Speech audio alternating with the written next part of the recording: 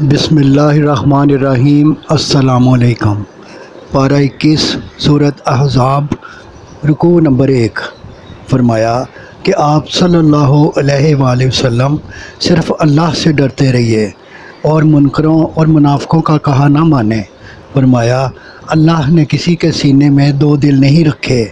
ان کا اعتقاد کہ بیوی کو ماں کہہ دیا تو وہ ماں ہو گئی غلط بات ہے، اور جس کو زبان سے بیٹا کہہ دیا تو وہ سچ مچ بیٹا ہو گیا۔ یہ سب خلاف واقعہ باتیں ہیں۔ فرمایا کہ لے پالک کو ہمیشہ اس کے اصل باپ کی طرف منسوب کرو اور غلط بات سے توبہ کرو، اللہ بخشنے والا ہے۔ فرمایا ایمان والوں کو اپنی جان سے زیادہ آپ صلی اللہ علیہ وآلہ وسلم سے لگاؤ ہے۔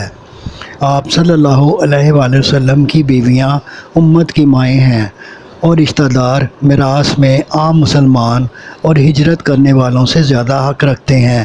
تاہم اگر آپ صلی اللہ علیہ وآلہ وسلم رفیقوں کے ساتھ احسان کرنا چاہو تو کتاب اللہ کی روشنی میں ایسا کرنے کی اجازت ہے۔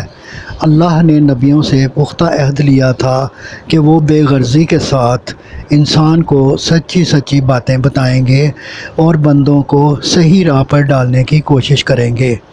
رکوع نمبر 2۔ غزوہ احزاب کا ذکر۔ فرمایا کہ اللہ کا احسان یاد کرو جب تمہارے اوپر فوجیں چڑھ آئیں، پھر اللہ کی مدد سے تمہارے دشمنوں کے لشکر پر آندھی کے طوفان سے انہیں تباہ کر دیا۔